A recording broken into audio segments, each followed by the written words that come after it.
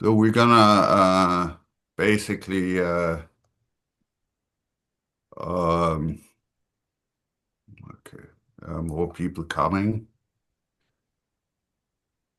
Let's just wait.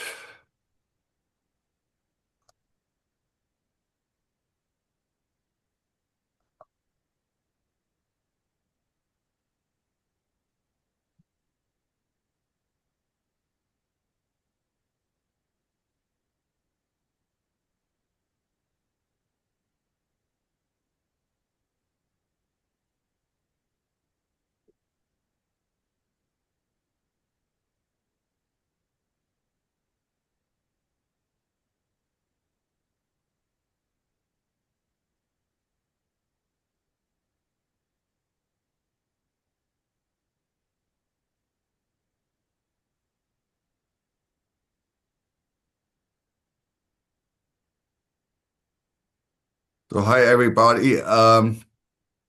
We're still waiting for some people to come. So please um make yourself comfortable. We're gonna start in a couple of minutes here.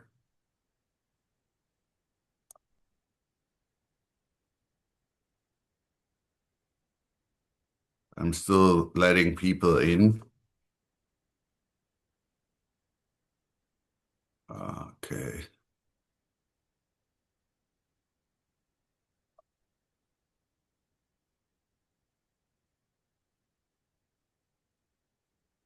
Still letting people in.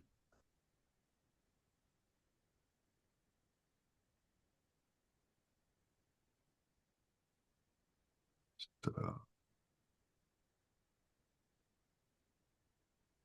thank you so much.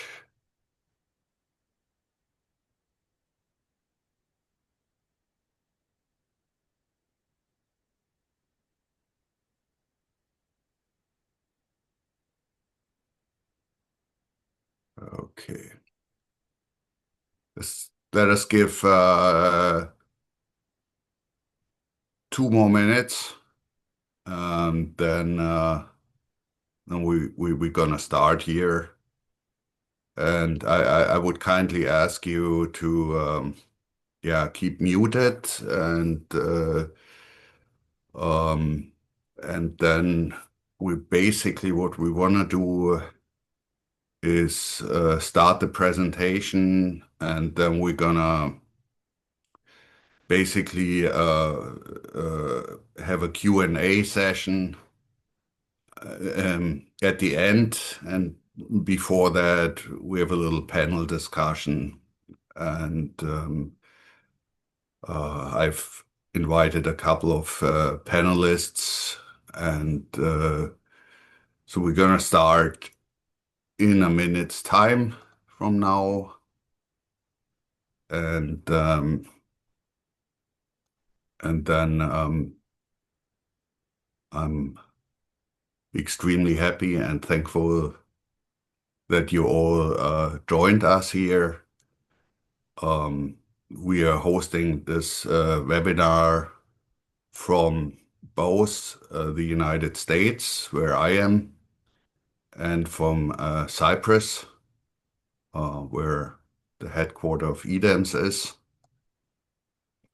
So you still see people coming in here, and um,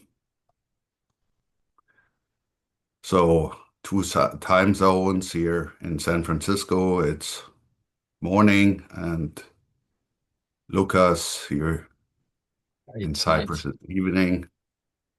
And then we have other participants from the United States and from Europe and from India and the Middle East.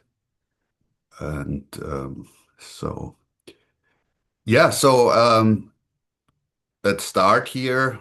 Thank you so much for attending our webinar, Unifying Solar Data, Monitoring and Lifecycle Performance. And I've invited my two colleagues and the CEO of EDAMS to speak to this subject.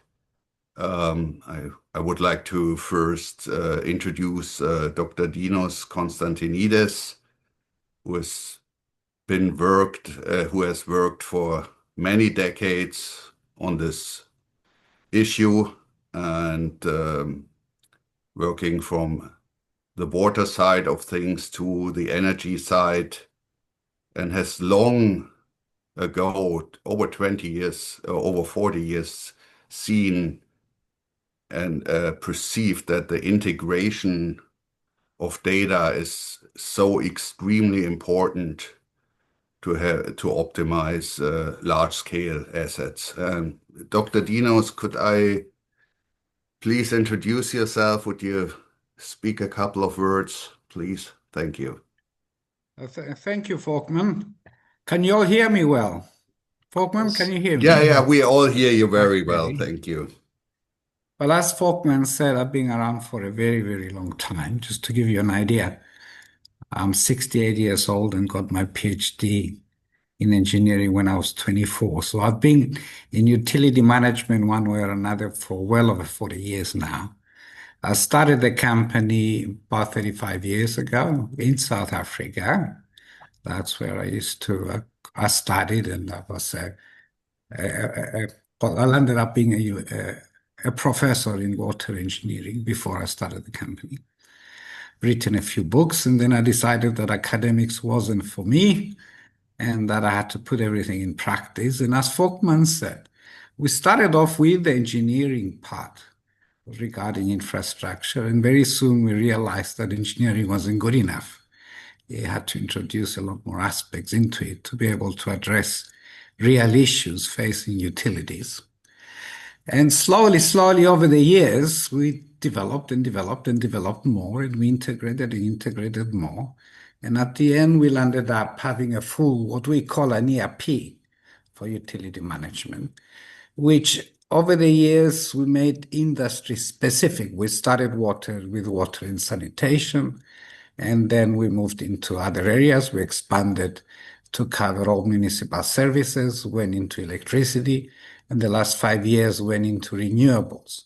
We were lucky enough to have a very big customer, basically the biggest private electricity operator in Cyprus, that entrusted us, liked what we had, entrusted us to adapt it for renewables. So what you're going to see today has been implemented in practice. And the beauty of it all is the integration. Whenever I spoke in conferences or in shows, people all over the world told me, yes, we got this and we got this and we got this, but it's all different software suppliers. And we have to integrate and link and do some work in between to process data and information.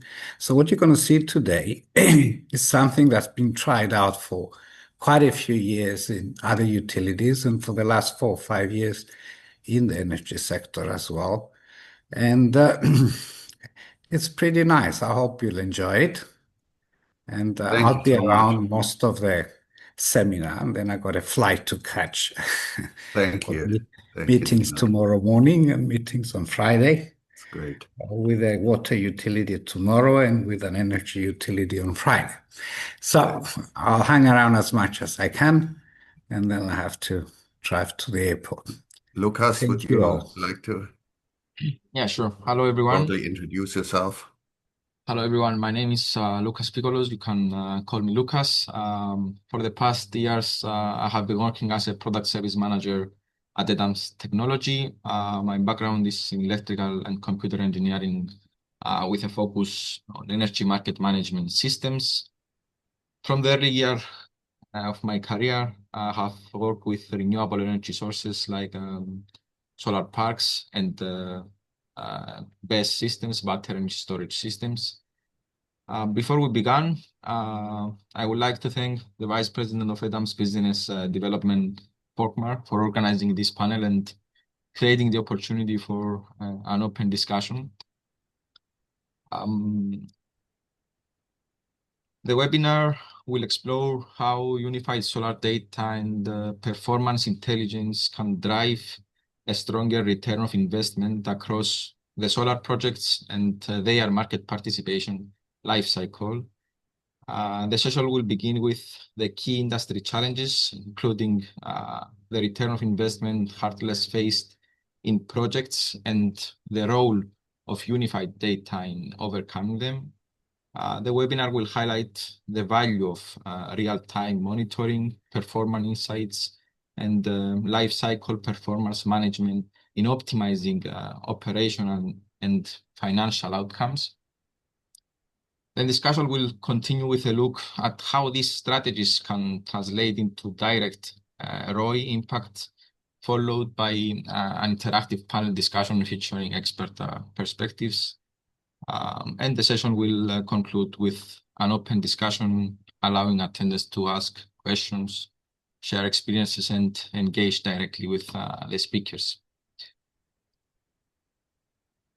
Yeah, so when I thought about the subject, my first thought was about what is the strategic context here? Yeah, I mean, we're talking about technology deployment, we're talking about performance of this deployed.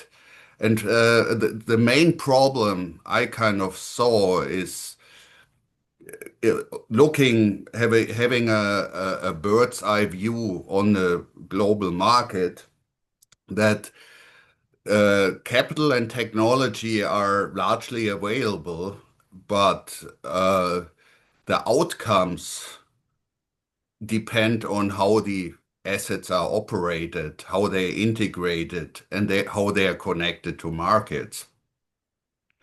And for investors and operators alike, the operational performance is not a secondary consideration.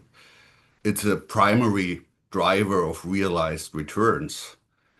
And the variance in execution translates directly into cash flows and returns for the investors.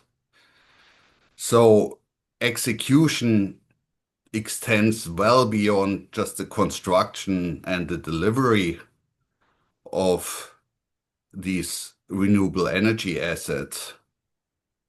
We need the data, the digital integration, and the operational handover, and the capability to manage the assets continuously across the full life cycle. And if this is not being done in a proper way, the returns that have been promised to investors are not properly realized. Next slide, please. And that global context in numbers, and these are approximate numbers, solar is no longer a marginal technology. It's a 1.6 terawatt of installed capacity worldwide, and has become a core institutional asset class. And at this scale, even small operational efficiencies become economically meaningful.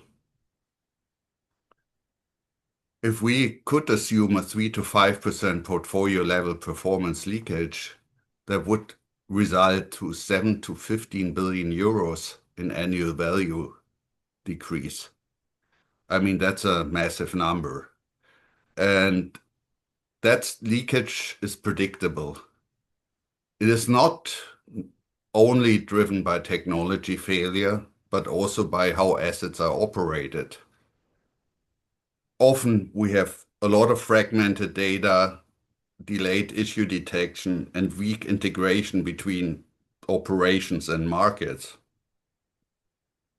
And crucially, this performance drag is largely underpriced at underwriting, and the returns are modeled at financial close, but the value is lost during operation in ways that are not necessarily systemically controlled or reported.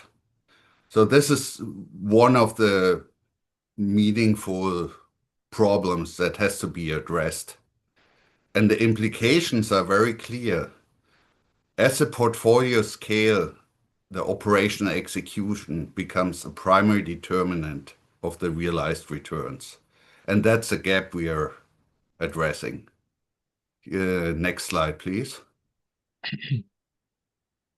And the common thread of this is fragmented lifecycle execution. Data accountability and decision-making are spread across development, delivery, operations, and market participation without a single end-to-end performance owner. And when this data is fragmented, forecast variance is detected late, issues remain unresolved for longer than necessary, and the operating costs rise because maintenance becomes reactive rather than condition-based or proactive.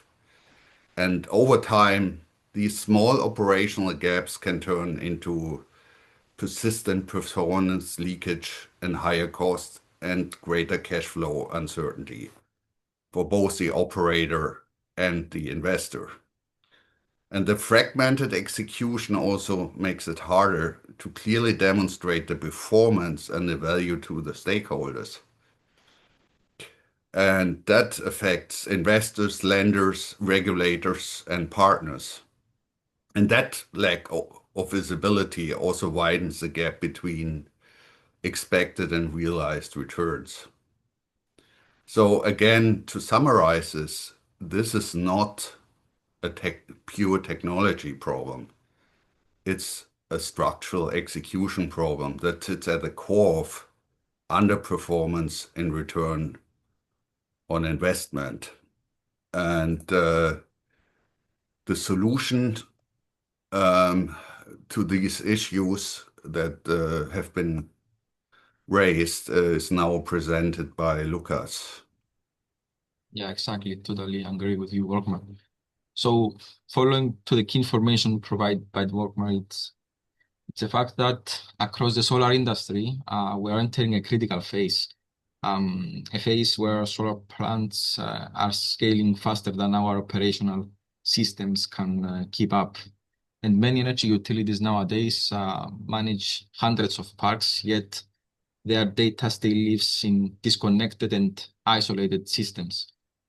For example, production data sits in inverter portals, meter data sits in MDMS systems, weather data and the variables that can be controlled on SCADA systems, asset hierarchies in engineering spreadsheets, and the most important, commercial and demand data lives in billing and CRM platforms.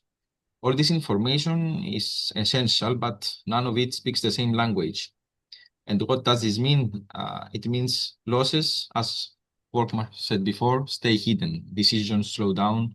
Maintenance becomes reactive. Reports don't match, and ultimately, return of investment is suppressed. Think of a solar portfolio like a human body. You can have healthy hearts, heart, you can have lungs, muscles, but without a central nervous system coordinating everything, you lose efficiency and responsiveness. Most solar portfolios nowadays operate without that central nervous system. So return of investment is directly affected from, as you can see on the slide, fragmented data across the life cycle, from underperformance versus forecast, from delayed issues detection, from rising O&M costs, and from difficulty providing value to stakeholders. These are the main categories. Different systems use different data structures with naming conventions and assumptions to be necessary. This leads to mismatched asset IDs, duplicated records, and conflicting performance metrics, making it hard to trust the data that drives operational and investment decisions. And these inconsistencies also cause billing and settlement discrepancies, resulting in market penalties and a lot of times to system imbalances. Now let's move to the terminology used in our today's presentation. What unified solar data means that all technical operational and commercial systems, like, for example, solar park development, solar park asset management, O&M platforms like Solar Park Operations and Control Center, MDMS system and utility billing and CRM, energy trading platform, and business intelligence dashboards for park owners and utilities operate on a single shared database and data model. In this way, eliminates internal integrations and data silos, creating one real-time source of truth across the entire solar asset lifecycle. Let me explain the ideal solution we propose. Most platforms in solar industry talk about integrations. We take a different approach. The solution is built on one single database that all software systems operates on, like what we said before, billing and CRM, energy trading, monitoring and control, O&M platforms, asset management. All of them, they are working on the same data model in real time. And this is a fundamental difference. In a typical setup nowadays, each system has its own database, as you can see on the slide. Here we can see all the necessary software an energy utility needs to utilize in order to support its operations and properly participate in a final energy market. Data from energy production and storage units are collected through dedicated portals and transmitted to RTU loggers. Consumption data and certified production data are stored in MDMS systems. And these data are then used by the O&M platforms, such as the Control Center for real-time monitoring and control. And the same datasets are also consumed by billing and CRM systems for billing purposes, as well as by energy trading platforms for demand and production forecasting. Furthermore, energy trading platforms complete balancing functionality and generate all required XML files and submit them to the market management system and governmental market management system. And based on these submissions, the market management system sends back the market schedule. Following market scheduling and the generation of the park production program or any renewable source of energy, these programs are sent to the O&M platforms so to be executed. To operate effectively in the energy market, we need coordination across all these systems. On top of that, monthly reconciliation and billing for both customers and producers are absolutely essential and simply cannot be skipped. When you look at the whole picture, I think it's very clear that this end-to-end operation requires very strong system alignment. You really can't rely on assumptions if you want the results to be correct. From experience, it's fully understandable that more integrations points you have, the higher the risk is. And when you minimize those risks, the accuracy of the results improves significantly. In our case, instead of spending hundreds of hours managing integrations between billing and CRM, between energy trading platforms and O&M systems, we choose a different approach. We made all these systems operate on a single database. By doing this, we avoid complex integrations and work with one clear source of truth. And this not only simplifies operations, but it also helps us to reduce undetected losses and improve overall accuracy and control.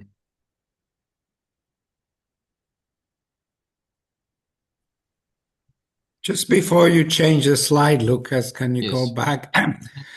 Items 1 to 6, which is logging all the way to controlling the renewables, the parks, whatever, the wind or PV or whatever, can actually on EDAMs can run automatically. You can actually, it's so well defined, the workflows, not just that they're sharing a database, but the actual workflow step-by-step basis of doing all those actions. Like if somebody doesn't want to operate it, if one of the operators doesn't want to get involved, say it's Sunday and he wants to go home, you can put it on auto and it can all run. So that's how far we got in terms of the power of this integration. So it's not a matter of just sharing the database. It's all the workflows are all worked in on the steps from the day before to the actual day of operation to the day after. And the cycle is repeated and the information is not lost, is kept in history in the database. So if you're going to go back and produce not just for reconciliation purposes and billing purposes, but if you want to go back and query any type of data, it's there. Thanks, Lucas. Thank you, Dr. Dinos. So, Volkmar. Yeah, so basically on a real case basis here, and we have proven that um, a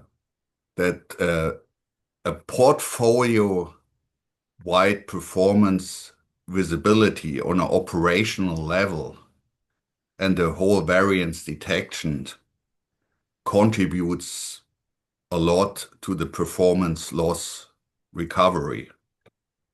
And we have measured that in a 100 megawatt portfolio, that the annual revenue recovery is about 900 to 1 million euros, which translates to approximately 2% of previously undetected losses.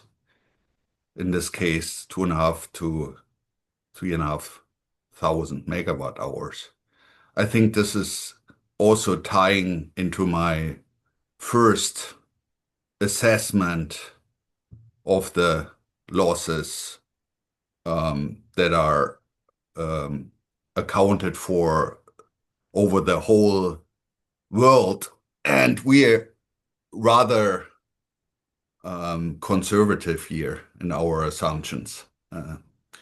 And this massive impact is due to the O&M optimization through the data from condition-based maintenance and unified fault diagnostics. And I want to put out the word unified again, because this is really the difference. We're not working with spreadsheets and then integrating spreadsheets at the end of the day.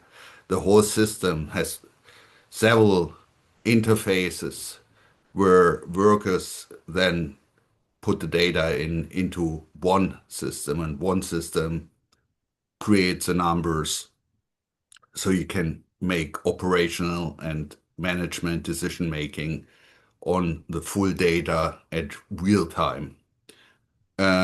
Also contributing to this financial outcome is 20 to 30% reduction in preventative maintenance visits and extended inverter lives, obviously, by 1 to 2 years. And as we know, lower life cycle O&M costs are the result of that, and CapEx is deferred. And since we are a full life cycle instrument, meaning from commissioning to trading, this software, this platform also addresses market penalty mitigation because the integrated operational and market data is centralized with a TSO interface, which then also improves the forecast and accuracy and imbalance exposure.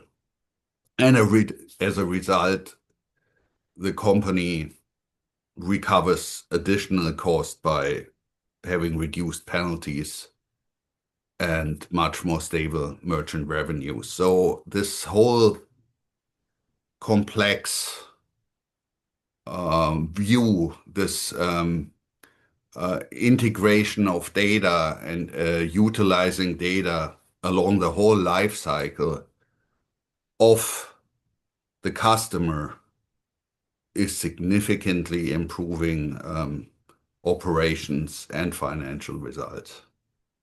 Thank you. I give it back to Lucas.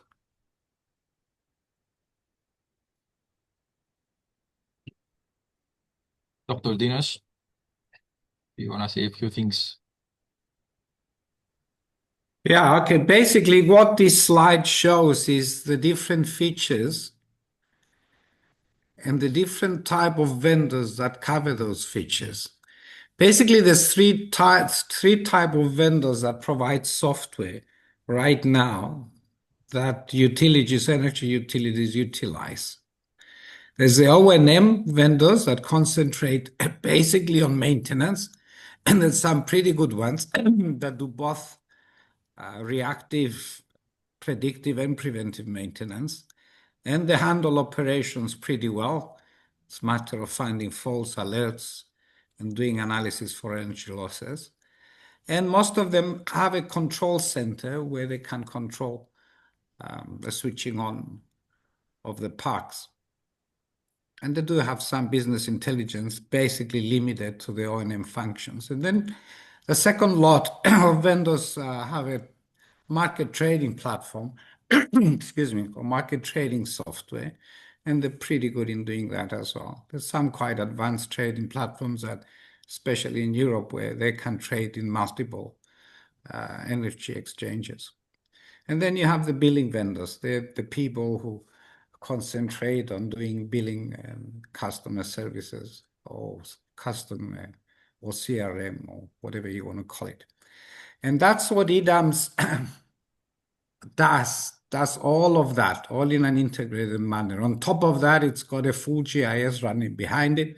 So you have the geographical part on it, which none of them have, unless they utilize something like Esri, which is a pretty standard GIS system used, especially in the United States.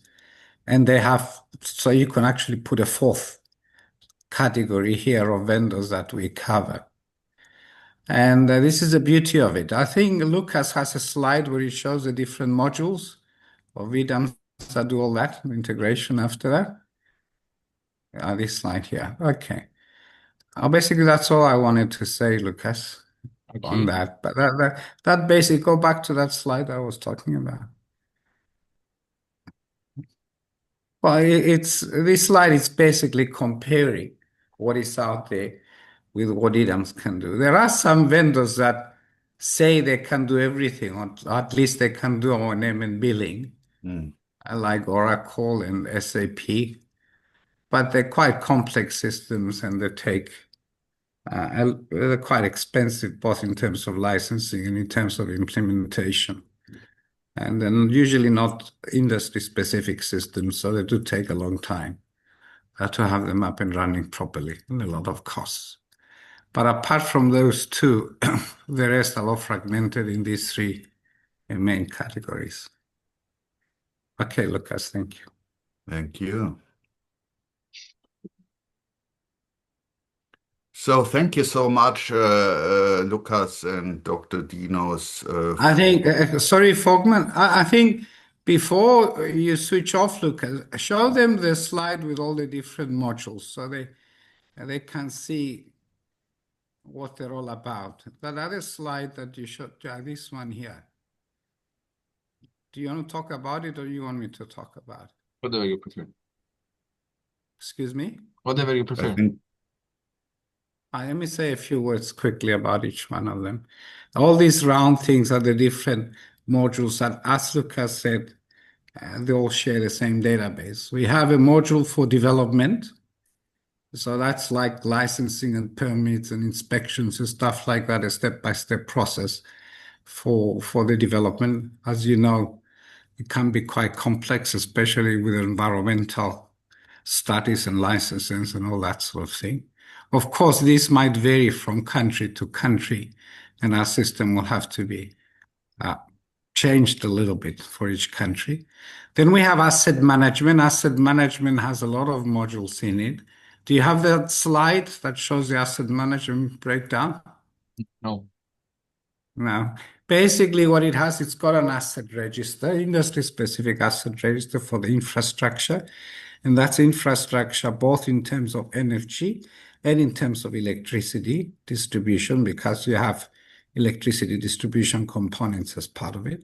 It's got a full maintenance management system that includes even a call center, even a mobile app for interaction with the public or somebody else for calling problems in. And it's got a asset management planning module, as most commonly known as rehabilitation planning, as in terms of addressing aging infrastructure, which might not be a big issue in renewables right now, but it's starting to become an issue as some of the parks are getting older and older. And operations is basically your logs. You're logging there directly to the inverters, not to the RTUs of the parks. And through doing analysis of the data, that's where you're finding most of the faults. Well, the two type of faults, that's alerts and faults with regard to breakdown, and other faults that are more hidden that can manifest themselves in terms of energy losses, in terms of production. So there's full analysis being done there to be able to, for every string going back, a group of strings going back from each inverter, to be able to identify the type of losses for each part of the park. The control center, it's something that controls the park. It helps you can see it and monitor it. You can switch it on and off. In our case, what differs in our solar park control center from other control centers is that our control center also links to the market or to the TSO. If the TSO gives instructions, for example, in terms of curtailment for a specific aggregator, usually TSO gives instructions on various aggregators. The control center takes over to redistribute energy production in the parks to be able to cope with those instructions. So a big difference of our control center with others is that it can be used like the other control centers are used, but ours also communicates directly with the market. So on a real-time basis, it readjusts energy production. On the bottom side, we have the meter data management system. That's a system that collects all the information, either directly from the meters or from a meter data management system of the DSO, as it happens in Cyprus. They have their own MDMS system that they get all the consumer meter data and also all the production data. And we link to that to download basically on a real-time basis all the information in our systems. Then we have a full utility billing and CRM system. This is quite a system we've had for years now. It's web-based and pretty advanced. Just to give you an idea, more than 50 million people are being served by utilities with our system here. And then we have the energy trading part, which Lucas explained a little bit. We have two versions of that. The one has to do with what we called in Cyprus a temporary or transient market. They were trading on a monthly basis. And the version that trades on the day-ahead market. In Cyprus, they're trading on half-hour basis, but that's a setting in the system that you can change depending on the country and what you have. And then you have business intelligence, which is a lot of dashboards, which is published in the form of a utility management portal with different hierarchies and different access rights. For example, you have stakeholders looking at certain dashboards, you have the CEO looking at others, directors at others, people head of operations at others, people head of commercial at others, and even lower down as it goes lower down to supervisor level. Very intelligent system. It's a drill down system. So you can drill down from anything to go down to the source of particular path of information. And we have two versions of that. The one is for the producers themselves, because they look at only part of the information and, and in a specific manner. For example, the producers can see the reconciliations and the payments from the utility, the financial side, plus the production, the packs and so on. And then you have the full utility management portal that has everything. I think in one sentence, if I can describe the system, I would call it, as it says here, the ERP of renewables without enterprise complexity. Thanks, Lucas. Just to give them an idea of what it's all about. You know, it's actually a lot of different independent systems, but they don't interface with each other because they use the same database, so they use each other's data at any specific time to do whatever they have to do. Thank you, Dr. Dinos.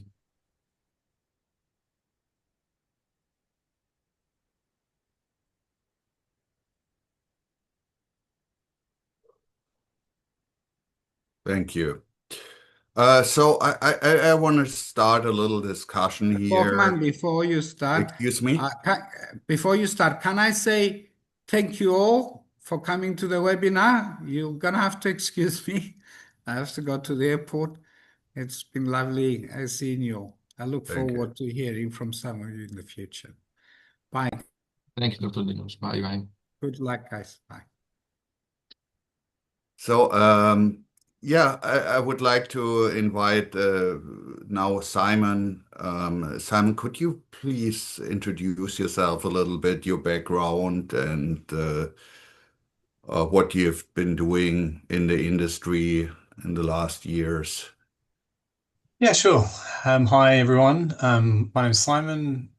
So I've uh, I've been in renewables many years and worked across the whole life cycle of assets, both wind and solar.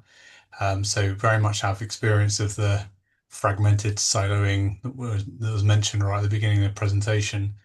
So my main work through all of that has been really kind of focusing on, as we kind of drill down to it, is helping investors and operators close that gap between their budgets and what's actually happening on the ground, that real life performance.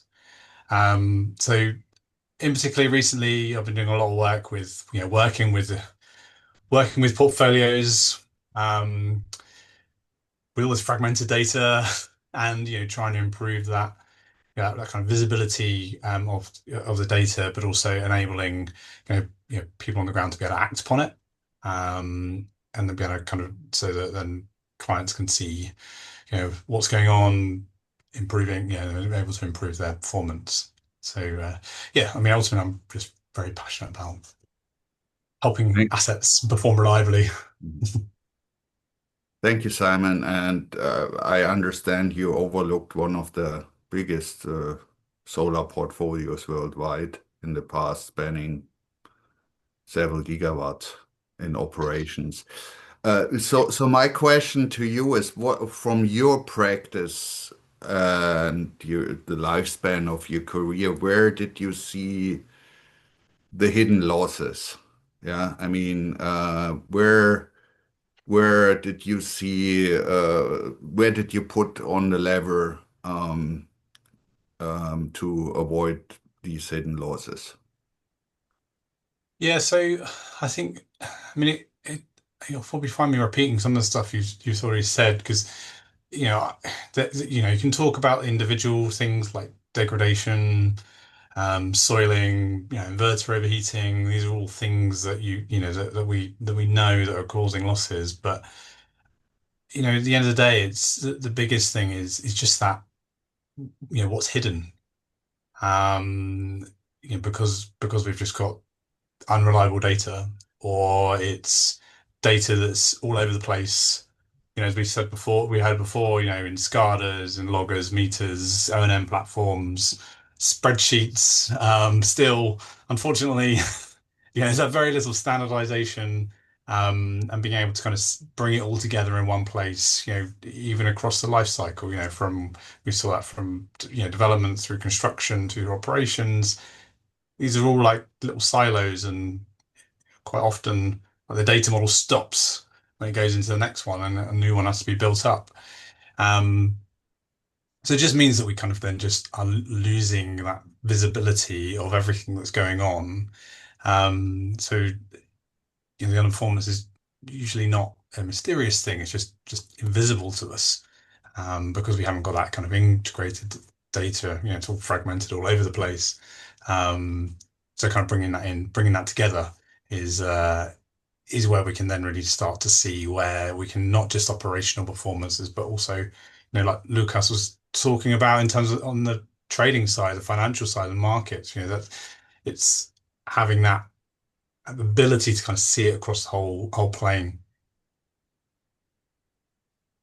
And if you would, let's say, if you would pinpoint to one specific discipline that would directly improve return, how would you, what would you say this is? And Yeah. oh, I mean, obviously there's a few things that we could talk about. I mean, it's like, forecasting is a massive one. I mean, I mean, from my background, it's much more in the kind of technical O&M and asset management space. So I am more familiar with the kind of kind of condition monitoring based side of things, where when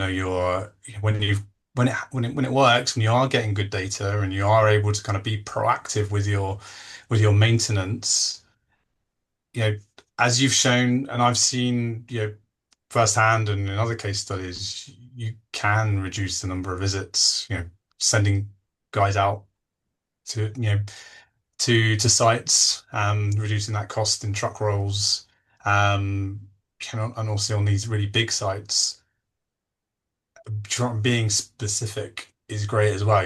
You've got many hundreds of megawatts solar farm, and you've got, oh, it's in this kind of, it's related to this inverter block, which has got, you know, thousands of panels connected to it. It's going to be pretty hard to pinpoint where that is. Um, so so they're all like really really kind of beneficial aspects that you can add. Along with then all the other side of things, like you're maintaining and being proactive, you're extending the life of the inverter, you're just bringing that OpEx cost down. Um, and if you can automate that, getting a good data model, it then makes it, cost effective to do it. okay, thank you. And I mean, do you feel or do you really think that it's important to integrate all the data to have one source of truth, and how in your daily or work from your operational perspective, how do you see this playing out? I mean, in terms of improved operational Yeah, execution. yeah. I've worked with platforms where you've got one source of truth and ones where you really don't. And the when you don't, you're spending most of your time troubleshooting to find out, well, why is my data in my report different to what it says on this dashboard? Or I know these things happened on site because I was logging people in, but the number doesn't seem to really look right.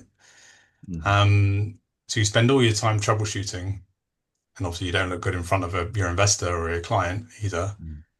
rather than spending your time acting on the data and, but doing more cool things that can help dig into the data more and find out more insights that, previously you couldn't.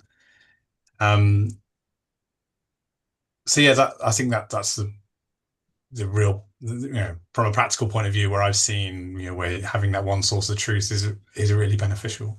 Mhm. So thank you so much, Simon. And I think now I'm opening up um, the room here for Q&A. Do you have any questions to Simon or Lucas or eventually me? Is there anything you would like to bring up? And you can unmute yourself and put your camera on if you wish to do so.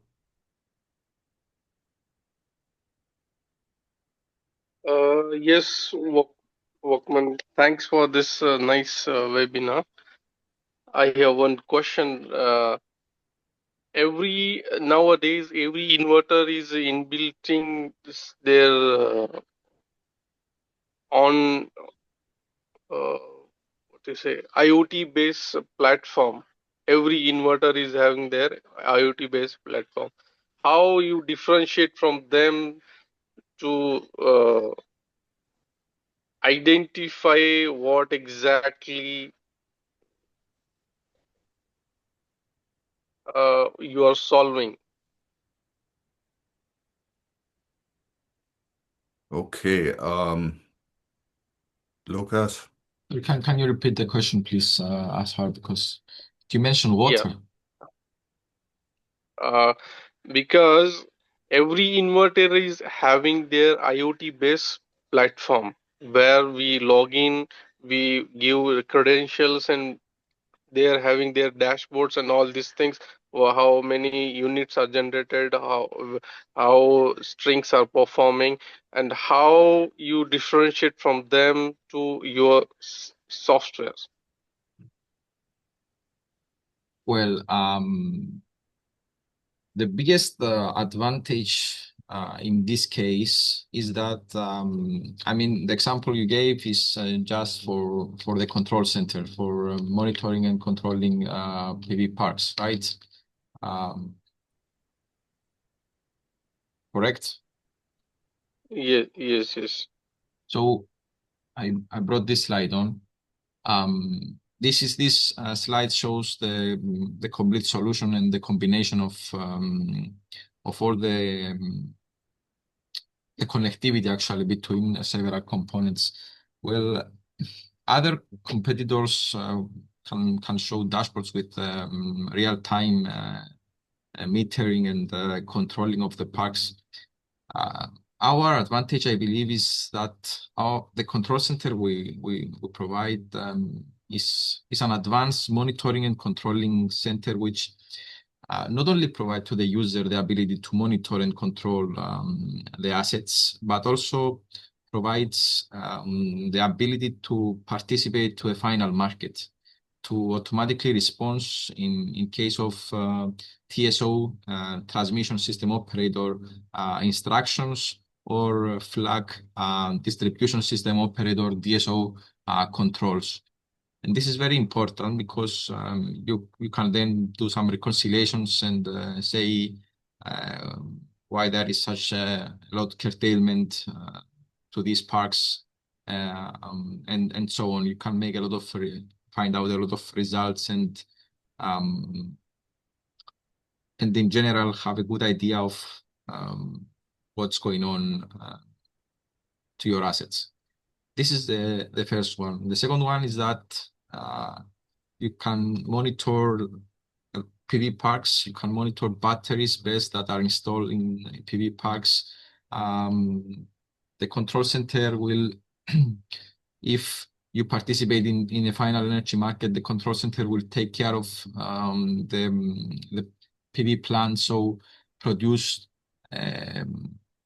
so to follow the schedule generated a day before the park production program, we say in terminology. And the same goes for wind turbines and biogas turbines, as you can see. Here, essentially, we can see the connectivity between the systems and how all this data can be received by the control center and used. So the market operator or the PV plant operator to have a real-time image of what's going on to his assets. Okay, yeah, thanks. But I have another question. How you retrieve the data from solar plants?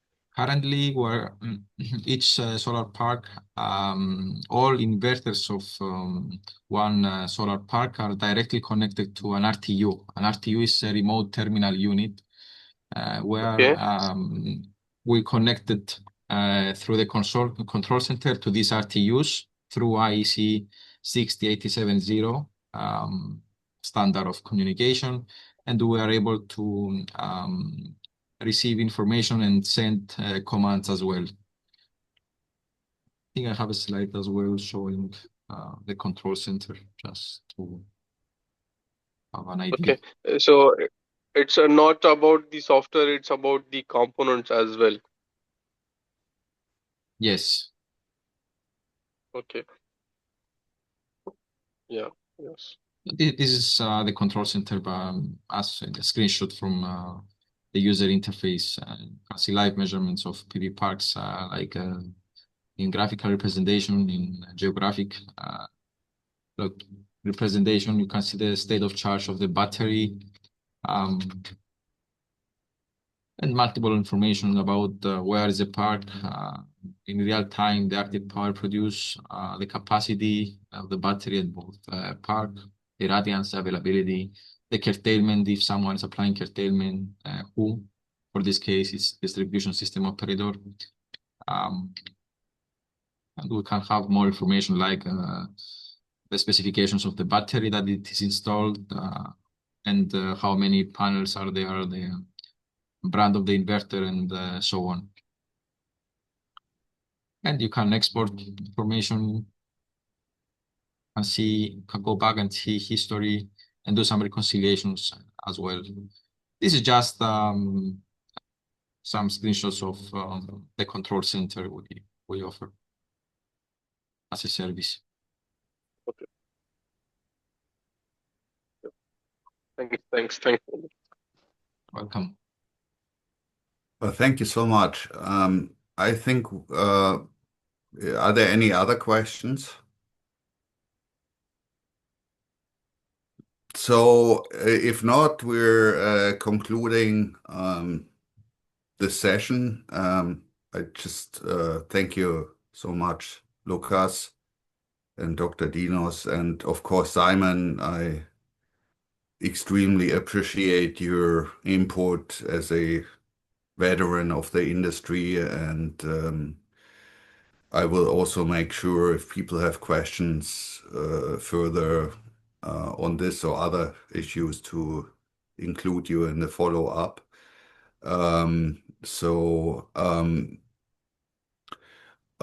Thank you so much, everyone, for attending here. If you have any questions going forward, please reach out to us, and we'll be extremely happy to answer them. Thank you. You can also find us on Intersolar in San Diego next month. Exactly, yeah. So we're gonna visit Intersolar in the coming weeks. So if you wanna meet us in person. So Okay. thank you. Thank you all. Yes, thank Thanks, you. everyone. Thanks. Thanks for your information and time. Thank you. Have a nice day, Bye. night. So bye-bye. Thank you. Bye. Bye. Take care.